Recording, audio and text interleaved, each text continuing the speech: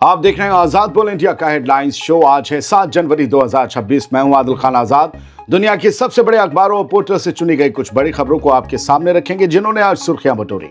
इस शो में आज आप देखेंगे ईरान में हाई अलर्ट, आर्मी चीफ ने दी तबाही मचाने वाली वार्निंग। ईरान के सुप्रीम लीडर आयतुल्लाह खामेनेई का बयान, इसराइल के गिड़गिड़ाने का किया दावा। डोनाल्ड ट्रंप को सता रहा सरकार गिरने का डर, कहा मिड टर्म इलेक्शन हारे तो महाभियोग तय। अमेरिका में बढ़ गई हलचल और यूनाइटेड किंगडम की पार्लियामेंट में उठी इसराइल के खिलाफ आवाज, मजम्मत छोड़कर एक्शन लेने की डिमांड। उधर गजा में जिंदगी हुई और मुहाल। शुरुआत करते हैं इस शो की ईरान से। ईरान को यह लग रहा है कि शायद उस पर जल्द ही कोई हमला हो सकता है, इसीलिए ईरान अब पहले ही दुश्मन को धमका रहा है, वार्निंग दे रहा है, चेता रहा है, कह रहा है कि होश की दवा खाओ। ईरान की आर्मी ने अपने दुश्मनों को सीधी और सख्त वार्निंग दे दी है। ईरानी आर्मी के chief major general Amir Hatami ने साफ कहा है कि अगर किसी ने भी कोई गलत कैलकुलेशन की या मिस कैलकुलेशन की तो जवाब बेहद सख्त और निर्णायक यानी कि फैसलाकुन होगा। साथ ही उन्होंने यह भी साफ कर दिया कि ईरान के अंदर हो रहे प्रोटेस्ट में दखल अंदाजी करने का अमेरिका या ज़ायनिस्ट रिजीम का कोई हक नहीं बनता। तेहरान में 7 जनवरी को आर्मी चीफ हातमी ने दुश्मनों की बयानबाजी और इंटरनल मामलों में दखल को सिरे से खारिज कर दिया। उनका कहना था कि आज ईरान की आर्म्ड फोर्सेस, ईरान की आर्मी, एयरफोर्स, उसकी नेवी, इन सब की तैयारियां जून 2025 की जंग से पहले के मुकाबले कई गुना ज्यादा है। यानी ईरान या तो एक बड़ा हमला करने की प्लानिंग कर रहा है या एक बड़े हमले का मुकाबला करने की तैयारी कर चुका है। आर्मी चीफ ने वार्निंग दी कि अगर दुश्मन ने जरा सी भी गलती की तो उसे पहले से कहीं ज्यादा तबाही मचाने वाला जवाब मिलेगा। हातमी ने दो टूक कहा, जो भी ईरान की तरफ हाथ बढ़ाएगा उसका हाथ काट दिया जाएगा। मतलब साफ है, ईरान हाई अलर्ट पर है और इस बार कोई भी चाल बिना कीमत या बिना बड़ी कीमत और भारी कीमत चुकाए बिना चलने नहीं दी जाएगी। कल ही रात हमने आपको बताया था कि ईरान में इस बात पर भी मशवरा चल रहा है कि कोई भी खतरा अगर हमें महसूस हुआ तो हमला होने से पहले हम हमला कर देंगे, यानी ईरान पहले भी हमला कर सकता है। बढ़ते हैं आगे। ईरान के सुप्रीम लीडर आयतुल्लाह खामेनेई के एक्स हैंडल से आई एक पोस्ट ने हलचल मचा दी है। इस पोस्ट में दावा किया गया है कि जून की 12 दिन की जंग के दौरान इसराइल ईरान के सामने गिड़गिड़ाकर सीज फायर मांगने आया था। इसराइल की तरफ से इस दावे पर कोई जवाब नहीं आया, लेकिन ईरान में चल रहे प्रोटेस्ट, वेनेजुएला में तख्ता पलट या यूं कहें कि मदरो का गिरफ्तार होना और ईरान पर मुमकिना हमलों की खबरों के बीच ये पोस्ट बहुत कुछ इशारा कर रही है। अल-मायदीन के मुताबिक सैयद खामेनेई ने लिखा कि ईरानी कौम की ताकत ही दुश्मनों को पहले सीज फायर मांगने पर मजबूर करती है और फिर वही दुश्मन मैसेज भेजते हैं कि वो लड़ाई नहीं चाहते। उन्होंने साफ किया कि यह बदलाव ईरान की डेटरेंट पावर का नतीजा है। साथ ही वार्निंग भी दी कि दुश्मन धोखेबाज है, उस पर भरोसा नहीं किया जा सकता। मतलब साफ है, तब जब ईरान पूरी तरह तैयार नहीं था, दुश्मन को घुटनों पर आना पड़ा। अब जबकि ईरान और ज्यादा तैयार है, तो अब अगर किसी ने नई हिमाकत की तो अंजाम क्या होगा, ये सवाल दुश्मनों के लिए ही खुद काफी है। दरअसल आयतुल्लाह खामेनेई की इस पोस्ट की वजह, रीजन, वो खबर है जिसके मुतालिक हमने भी कल आपको बता दिया था कि इसराइल ने रूस के जरिए या यूं कहें कि नेतन्याहू ने पुतिन के जरिए ईरान को यह मैसेज भेजा है कि वो जंग नहीं लड़ना चाहता। पुतिन से कहा, भाई ईरान को बता दो हम नहीं जंग लड़ना चाहते, हम पर वो कोई हमला ना करे। आयतुल्लाह खामेनेई ने इसी को लेकर लिखा है कि दुश्मन मैसेज भेजते हैं कि वो लड़ाई नहीं लड़ना चाहते, मगर दुश्मन धोखेबाज है, उस पर भरोसा नहीं किया जा सकता। ईरान में प्रोटेस्ट थमने का नाम नहीं ले रहे हैं। आज 11वें दिन भी लोग सड़कों पर उतरकर हुकूमत के खिलाफ नारेबाजी करते दिखे। साउथ ईरान की शहर बंदर अब्बास से सामने आए इन ताज़ा वीडियोस में साफ दिख रहा है कि एंटी रिजीम प्रोटेस्ट इस वक्त भी जारी है। भीड़ में शामिल लोग जावेद शाह के नारे लगा रहे हैं, यानी लॉन्ग लिव द किंग, और खुलकर ईरान के crown Prince, so called crown Prince, और ईरान की अपोजिशन के चेहरे रजा पहलवी के सपोर्ट में आवाजें उठा रहे हैं। जमीन पर माहौल गर्म है दोस्तों, नाराजगी खुलकर बाहर आ रही है और ईरानी हुकूमत के लिए हालात हर गुजरते दिन के साथ ज्यादा टफ होते जा रहे हैं। अब सुनिए सबसे अहम खबर, जिस ट्रंप ने आधी दुनिया को डरा कर रखा है वही ट्रंप अब खुद डर रहे हैं कि उनके ऊपर महाभियोग चल सकता है और उनकी गद्दी जा सकती है, हुकूमत गिर सकती है। दोस्तों जरा ध्यान से सुनिएगा इस खबर को। वेनेजुएला में मिलिट्री ऑपरेशन के बाद डोनाल्ड ट्रंप बाहर से चाहे जितना सीना तान कर चल रहे हैं, जितने चौड़े हो रहे हों, अंदर ही अंदर उन्हें डर, खौफ खाए जा रहा है और अब वही डर उनकी जुबान पर आ चुका है। ट्रंप ने खुद मान लिया है कि अगर उनकी Republican party mid term election यानी कि मध्यावधि चुनाव हार गई तो उन पर महाभियोग यानी इंपीचमेंट का मामला चल सकता है, उनकी कुर्सी जा सकती है और सरकार पलट सकती है। आप कहेंगे इलेक्शन कब है? तो 2026 के नवंबर में है, लेकिन तैयारी और डर सब अभी से साफ है, क्योंकि एग्जिट पोल या प्री पोल कुछ और कह रहे हैं कहानी।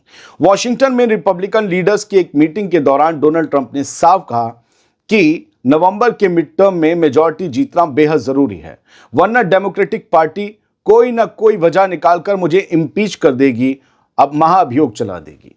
उनके लफ्जों में कहें तो अगर हम मिड टर्म नहीं जीते तो मैं इम्पीच हो जाऊंगा। ये डोनाल्ड ट्रंप का खौफ है जो उनकी जुबान से निकल आया है। दोस्तों अब अमेरिका की पार्लियामेंट का खेल समझिए। हाउस ऑफ रिप्रेजेंटेटिव्स यानी कि अमेरिका की लोकसभा कह लीजिए, इसमें रिपब्लिकन पार्टी की बढ़त पहले ही बहुत पतली है ट्रंप की पार्टी की, और नवंबर में सभी 435 सीटों के साथ साथ सीनेट की 33 सीटों पर वोटिंग होनी है। ट्रंप जानते हैं कि अगर कंट्रोल हाथ से गया तो महाभियोग की तलवार सीधे उनकी गर्दन पलटेगी। यही वजह है कि वो अपनी पार्टी पर दबाव बना रहे हैं। टेक्सास, मिसूरी और नॉर्थ कैरोलिना में रिपब्लिकन के फायदे वाले नक्शे पास कराए जा चुके हैं, वहीं डेमोक्रेट्स ने कैलिफोर्निया में जवाबी चाल चल दी है। हालात ट्रंप के लिए आसान नहीं है। पोल्स के मुताबिक उनकी अप्रूवल रेटिंग 42 से 45% के बीच है। इकोनॉमी में, अर्थव्यवस्था में सुस्ती के सिग्नल मिल चुके हैं और वेनेजुएला के प्रेसिडेंट निकोलस मादुरो को पकड़ने वाला अमेरिकी मिलिट्री एक्शन भी शोहरत से ज्यादा मजम्मत और नाराजगी की वजह बन चुका है, लिहाजा उसका कोई फायदा मिलने से इलेक्शन में रहा। डेमोक्रेट्स इसी नाराजगी को भुनाने की तैयारी में, डेमोक्रेट्स जो बाइडेन वाली पार्टी, तो वो इस नाराजगी को भुनाने की तैयारी में है ताकि कांग्रेस यानी कि संसद पर दोबारा कब्जा किया जा सके। इसके बावजूद ट्रंप जुबानी तौर पर कॉन्फिडेंस दिखा रहे हैं और दावा कर रहे हैं कि उनकी Republican party mid term election में तारीखी जीत हासिल करेगी, लेकिन साथ ही वो ये भी कहते दिखते हैं कि उन्हें समझ नहीं आता कि आवाम की सोच आखिर जा किधर रही। मैं तो ये भी कर रहा हूं, वो भी कर रहा हूं, कोई करता नहीं, वो सारे काम कर रहा हूं मैं, मेरी तपस्या में कोई कमी हो तो बताओ।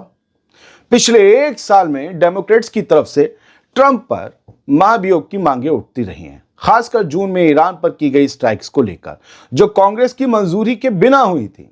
ट्रंप पहले भी 2 बार इम्पीच हो चुके हैं, एक बार यूक्रेन मामले में और दूसरी बार 6 जनवरी 2021 को यूएस कैपिटल पर हुए हमले के बाद, जब उनकी पार्टी के लोगों ने यूएस कैपिटल पर हमला कर दिया था, लेकिन दोनों बार सीनेट से वो बरी हो गए। दोस्तों एक मजेदार फैक्ट ये भी है कि आज तक कोई भी अमेरिकन प्रेसिडेंट सीनेट के जरिए कुर्सी से हटाया नहीं गया, लेकिन इस बार ट्रंप को खुद लग रहा है कि हालात उनके हाथ से फिसल सकते हैं। तस्वीर साफ है, बाहर एक अग्रेसिव ट्रंप और अंदर से एक डरा हुआ ट्रंप, और सामने नवंबर का मिड टर्म जो उनकी सियासी किस्मत तय करने वाला है। गजा में जिंदगी अब जिंदगी नहीं, रोज की जंग बन चुकी है। जंग रुकने के बाद जिस रिकंस्ट्रक्शन की बातें की जाती थीं, वो अब भी सिर्फ कागजों और बयानों तक महदूद है। जमीन पर हालात और ज्यादा बेरहम हो चुके हैं। खाने की तलाश, सिर छुपाने की जगह और अगले दिन तक जिंदा बचे रहने की दुआ और जद्दोजहद गजा के लोगों की रूटीन का हिस्सा बन गई है। इन तस्वीरों में आप फिलिस्तीनी नौजवान सामी अबू सादे को उसकी मां के साथ देख सकते हैं, जो खान यूनिस में एक ट्रैक्टर की ट्रॉली को ही अपना घर बनाकर जी रहे हैं। ना दीवारें हैं, ना छत, ना सिक्योरिटी।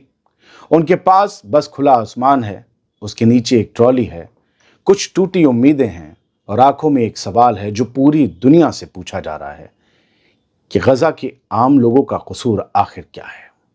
ये जंग उनकी जंग तो नहीं थी। ब्रिटेन की एमपी यानी मेंबर ऑफ पार्लियामेंट एली चाउंस ने वेस्ट बैंक में इलीगल इजरायली सेटलमेंट के मसले पर अपनी हुकूमत को खुले तौर पर घेरा है। उन्होंने साफ साफ कहा कि सिर्फ बयानबाजी और मजम्मत से कुछ नहीं होगा। एली चाउंस का कहना है कि अगर यूनाइटेड किंगडम यानी ब्रिटेन वाकई सीरियस है तो उसे इलीगल इसराइली सेटलमेंट्स यानी गैर कानूनी इसराइली बस्तियां जो हैं फ़लस्तीनियों की ज़मीन पर, उससे जुड़े हर तरह के व्यापार पर पूरा बैन लगाना चाहिए अगर ब्रिटिश हुकूमत सीरियस है तो। उनके मुताबिक वेस्ट बैंक में नए सेटलमेंट बनाने की सिर्फ मुखालफत करना ही काफ़ी नहीं है। अब वक्त आ गया है कि ब्रिटिश सरकार ठोस एक्शन ले और इसराइल पर असली प्रेशर डाले। ये खबर ये आई है कि डोनाल्ड ट्रंप का एक ताज़ा बयान वेनेजुएला को लेकर आ गया है और इस बयान में उनकी नीयत और जो वेनेजुएला की उन्होंने मदद की है मादुरो को कैद में लेकर, वो उस नीयत का खुलासा हो गया है। डोनाल्ड ट्रंप ने एक प्लान अनवील किया है जिसके मुताबिक वेनेजुएला को अमेरिका को 30 से 50 मिलियन बैरल तेल देना होगा, to be sold by the US, और ये तेल अमेरिका बेचेगा। यानी अमेरिका से ये 30 से 50 मिलियन बैरल तेल वेनेजुएला की ज़मीन का अमेरिका बेचेगा। और ये अब मादुरो की गिरफ्तारी के बाद पहला वो प्लान है जो खुलकर आ गया है, जिसमें फिगर आ गई है। इसको और हम डिस्क्राइब करेंगे आगे, लेकिन कुछ खबरें हैं जो ले लेनी ज़रूरी हैं। नई दिल्ली भारत की राजधानी, वहाँ कुछ हुआ कल रात। दिल्ली में तुर्कमान गेट या पुरानी दिल्ली में एक मस्जिद है फैज़-ए-इलाही, उसके आसपास के इलाके में एमसीडी ने बड़ी कार्रवाई की। अशरफ लिखते हैं कि एमसीडी ने यह कार्रवाई 6-7 जनवरी 2026 की दरमियानी रात को की। बताया जा रहा है कि तुर्कमान गेट क्षेत्र में करीब 85% इलीगल एनक्रोचमेंट को, अतिक्रमण को हटाया गया। मस्जिद परिसर से सटे हुए बैंक्वेट हॉल, डिस्पेंसरी यानी इलाज जहाँ होता था, लाइब्रेरी यानी यहाँ बच्चे पढ़ते थे, और दुकानों पर एमसीडी ने बुलडोज़र चला दिया। बैंक्वेट हॉल, डिस्पेंसरी, लाइब्रेरी और दुकानों पर। इस मामले पर member of parliament Imran Pratapgarhi ने एक्स पर लिखा कि तुर्कमान गेट की मस्जिद फैज़-ए-इलाही का मामला अदालत में लंबित है, लेकिन एमसीडी और दिल्ली सरकार ने जिस तरह से आधी रात को फोर्स लगाकर अतिक्रमण हटाने के नाम पर बुलडोज़र चलाया है वो शर्मनाक है। सरकार मुसलमानों को प्रताड़ित करने के मौके तलाशती रहती है और बाद में मीडिया के जरिए ऐसे माहौल बनाया जाता है जैसे सरकार ने कोई जंग जीत ली हो। मस्जिद, दरगाहों और मुसलमानों के घरों को निशाना बनाने की इन कार्रवाइयों में आप एक पूरे समाज के साथ जो कर रहे हैं वो देश और संविधान की मूल भावना के खिलाफ है। मैं मेरी हुकूमत से पूछना चाहता हूँ, क्या किसी मंदिर के आसपास अतिक्रमण नहीं है? अगर है, और सिर्फ दिल्ली के बारे में पूछना चाहता हूँ, तो उस पर बुलडोज़र कब चलेगा? अपने आप को दिखाइए ना, सबका साथ, सबका विकास है, सब पर समान कार्रवाई दिखाइए। जो शायर इमरान उठा रहे हैं सवाल, वो भारत के लोगों के, आम जनों के सवाल हैं, इनका जवाब तो देना ही पड़ेगा। ठीक है, इसके अलावा इस पर जो नफरती लोग हैं, नफरती उग्रवादियों की जो जमात है, जो दिमाग से उग्रवादी हैं, वो टाइगर राजा सटायर करके एक एक्स हैंडल है, वो लिखता है, मैं इन्हें ऐसे ही बोलता हूँ, हिंदुओं सुबह की पहली खुशखबर सफाई अभियान। एमसीडी ने आज रात्रि के 1 बजे दिल्ली के रामलीला मैदान के पास फैज़-ए-इलाही मस्जिद के अवैध जगह बुलडोज़र चलाया। मस्जिद पर नहीं चला, मस्जिद परिसर में चला। लाल किला धमाके में मारे गए सभी निर्दोष जनों को आज पूर्ण रूप से श्रद्धांजलि अर्पित हुई है। सभी साथियों को सुबह की राम राम। इसमें क्या, हाई कोर्ट के आदेश पर वो गिराया और उस पर कोई सवाल नहीं उठाया जाना चाहिए। लेकिन क्या ऐसे ही मामले कुछ और मजहब की इबादत गाहों को लेकर भी अदालत में ले जाए जाएंगे और फौरन उस पर कार्रवाई होगी? रात आंसू गैस चली, लठ भी बजा, लोग पत्थरबाजी कर रहे होंगे, पुलिस ने अपना काम किया। लेकिन क्या ये पुलिस बाद में भी ऐसी हरकतों पर ऐसे ही फौरन एक्शन लेगी? बुलडोज़र रातों रात चलेंगे? और ये लोग क्यों एंजॉय कर रहे हैं?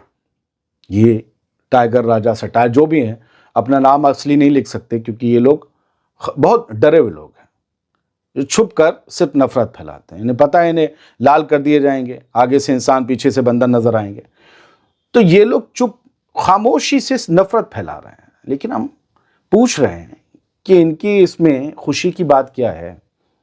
हाई कोर्ट के आदेश पर चला, कल इतना ही खुश हो गए अगर किसी मंदिर के आसपास अतिक्रमण पर बुलडोज़र चल गया? नहीं, यहां नफरत का मसला है, बस इतनी बात कहनी है। मैं कोई वीडियो नहीं दिखा रहा, सिर्फ स्क्रीनशॉट दिखा रहा हूं ताकि आप बात को ज्यादा समझ सकें, वरना तस्वीरों में लोग खो जाते हैं।